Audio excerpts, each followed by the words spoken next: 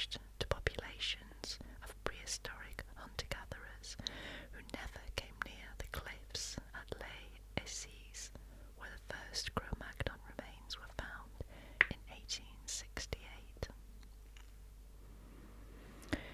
Cro-Magnon man is now regarded by many as the epitome everywhere of Homo sapiens sapiens. Archaeologists and physical anthropologists know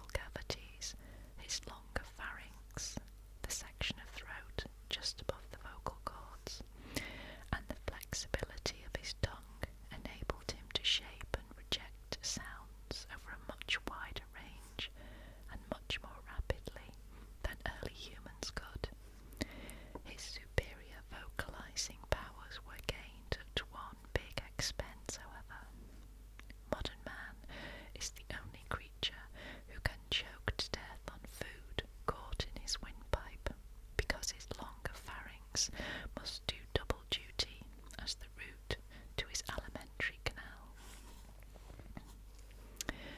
Although anatomically modern everywhere he lived, Cro-Magnon man's body was by no means everywhere the same.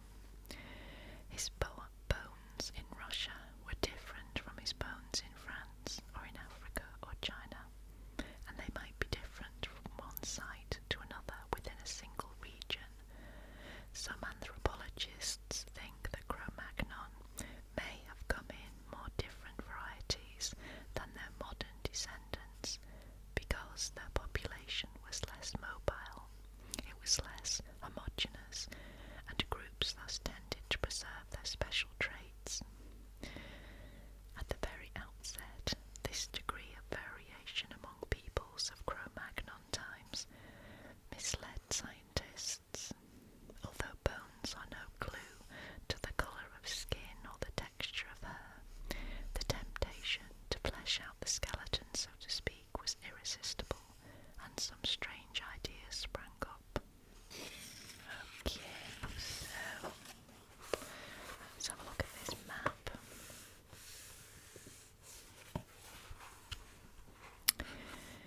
So this is the Earth in Cro-Magnon times.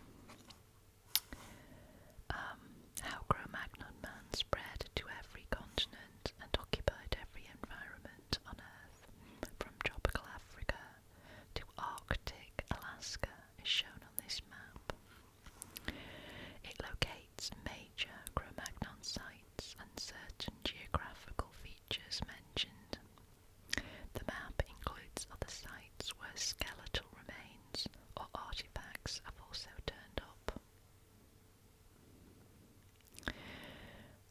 One of the reasons Cro-Magnons were able to expand so widely was the advance and retreat of continental ice sheets, shown at their maximum 18,000 years ago, and they're shaded in blue.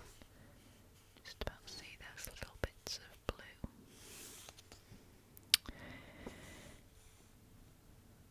At the same time,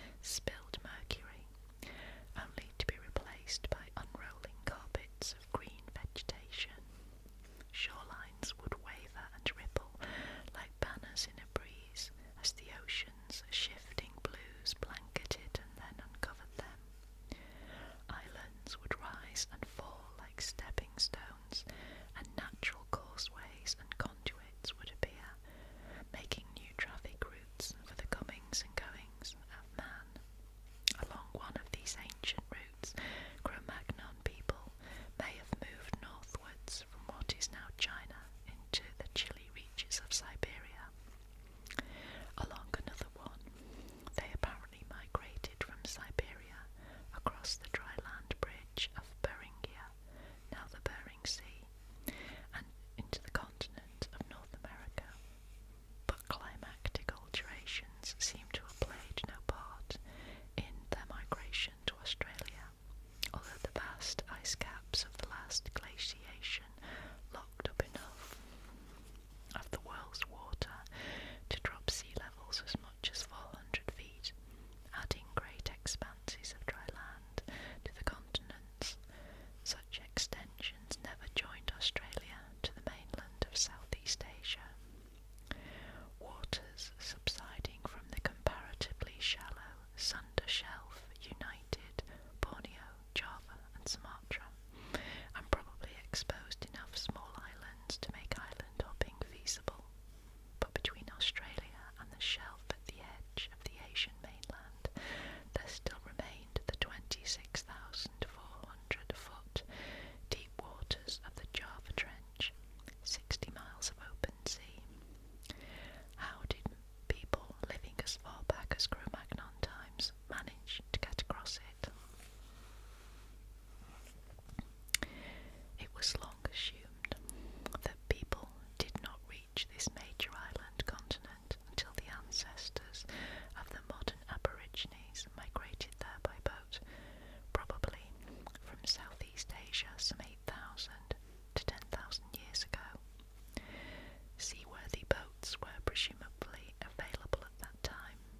Then, in the 1930s, finds indicated an earlier human arrival, and in 1968, archaeologists digging near Lake Mungo in New South Wales discovered a 27,000-year-old skeleton of a woman and artefacts dating back as far as 32,000 years, long before any archaeological evidence of the existence of boats.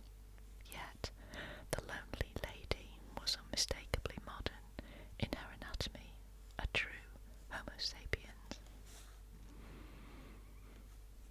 Obviously, people living more than 30,000 years ago, somewhere in Southeast Asia, must at this early date have invented some sort of watercraft. Was it simply a raft of bundled bamboo and reeds meant for offshore fishing, or was it perhaps a primitive version of the dugout canoe used today by modern Melanesians? Even more intriguing is the question of how the voyagers happened to journey to Australia. Were they carried there inadvertently by a wayward current, or according to one far-out speculation, by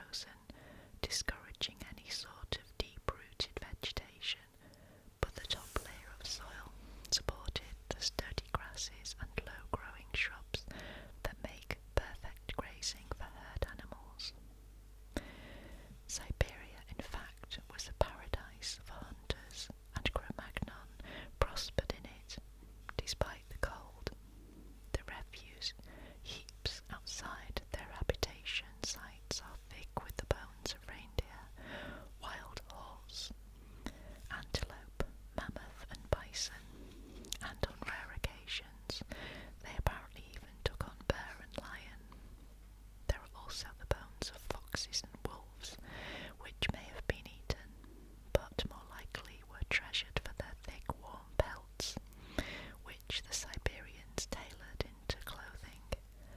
And finally, at several of these Siberian sites, the refuse heaps contain evidence of two new food sources that other Cro-Magnon peoples were also occasionally tapping: birds and fish.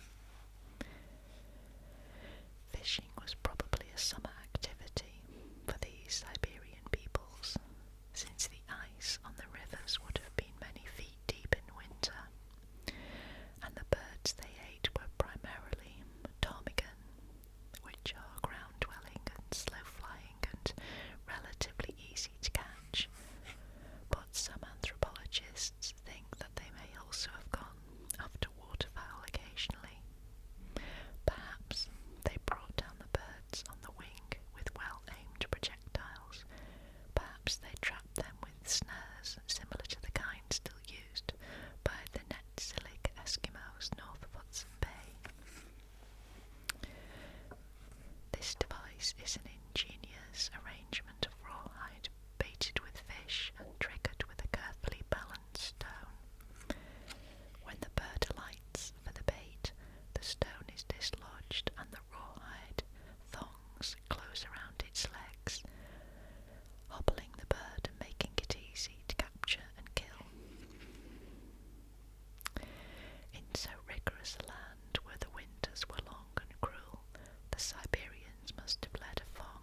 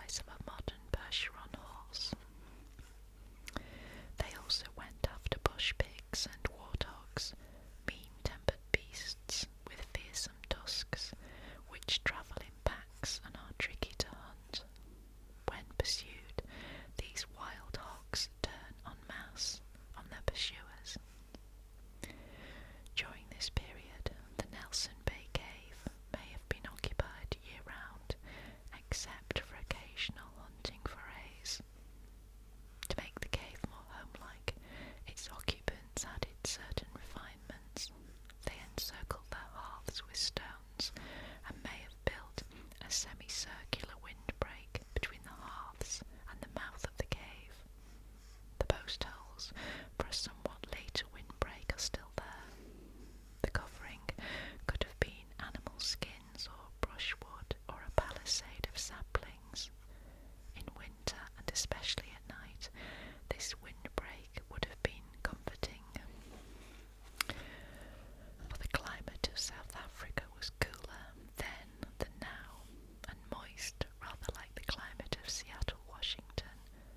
Outside the cave there might have been frost and even a light dusting of snow.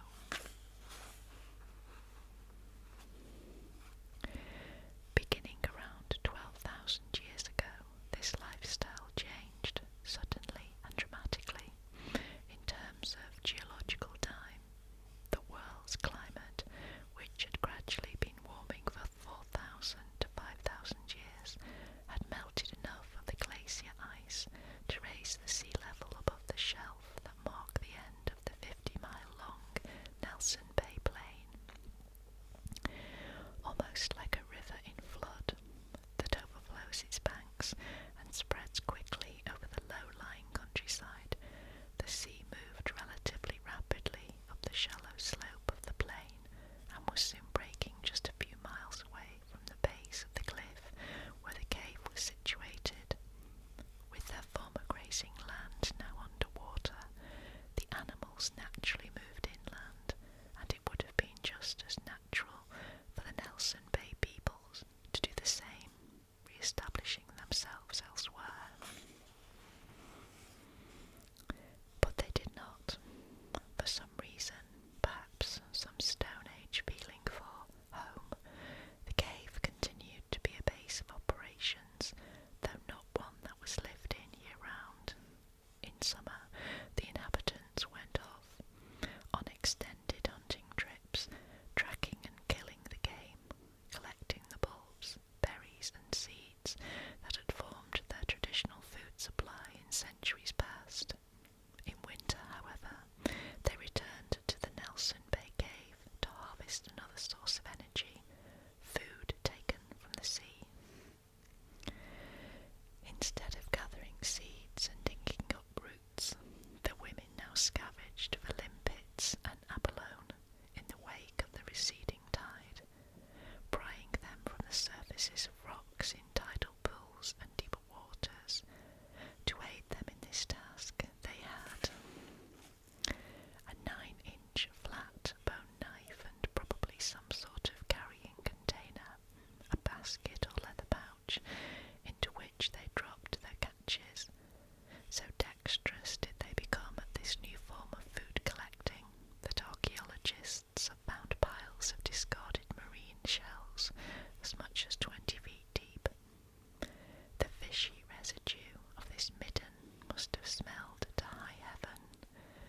Reason enough for these later Nelson Bay peoples to leave home periodically, as some present-day Aborigines do when their kitchen refuse gets out of hand.